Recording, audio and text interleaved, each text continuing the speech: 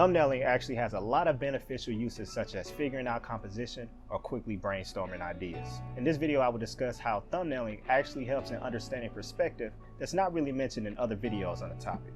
What's good, everybody? Welcome to my channel. My name is Mr. Salt, but let's get right on into it. So I recently took some time to revisit some of the perspective basics. In particular, there were 3 unrelated but related resources that helped me put everything into perspective, pun intended. I want to start off with Scott Robertson's book, How to Draw. I began reading this book a couple months ago and really didn't make it too far into it. The main reason for this was because it was filled with a lot of perspective-specific jargon that I really wasn't familiar with, and it was very new to me.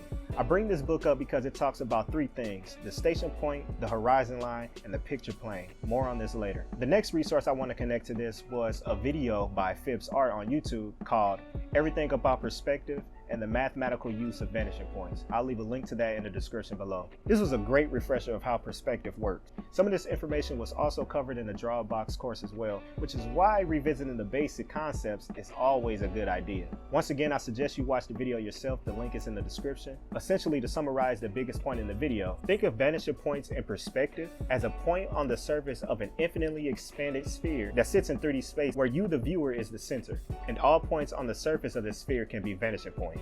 One thing I want to emphasize is that you are the center, right? So now I want to talk about my third and final resource. And this final resource basically connects everything together. It's actually a video by Proko where he interviews the one and only Kim Jung Gi. I love referring to Kim because he learned all of this through his intuition alone.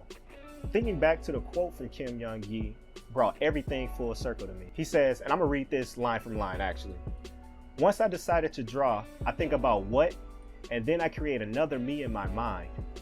Another me, aka mini me, will be traveling through a space of what I want to draw.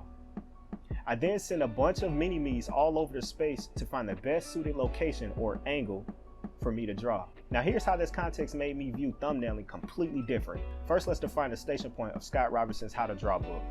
It is the position of an observer that determines the perspective rendering of the objects or scene being represented in a drawing. The word here is observer, which is you. Remember that you are the center of an infinitely expanding 3D sphere. Finally, we have the picture plane, which is a plane where our drawing resides that sits in between the observer and what's being observed. The common analogy with the picture plane is you are looking through a window of some sort. When I put all these pieces together, the epiphany struck me like a bus.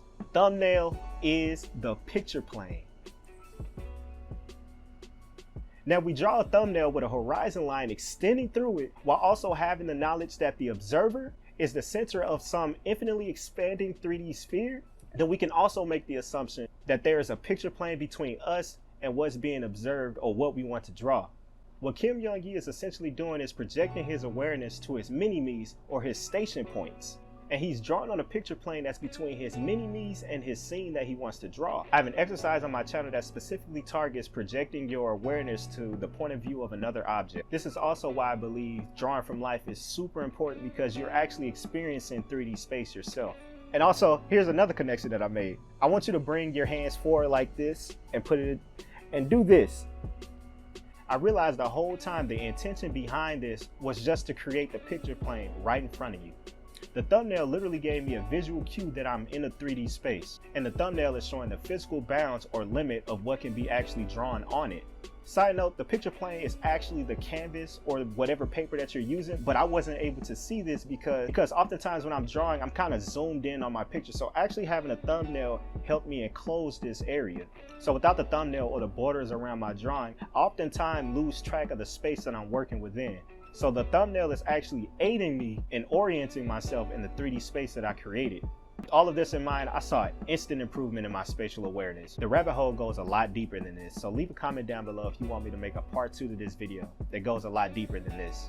I hope you guys enjoyed my epiphany happening in real time. You just gotta love the breakthroughs when they happen, right? Like the video if you enjoyed it, and subscribe if you want to stay up to date on my drawing epiphanies and art discoveries. I appreciate everybody for watching, and I'll see you guys in my next video. Deuces.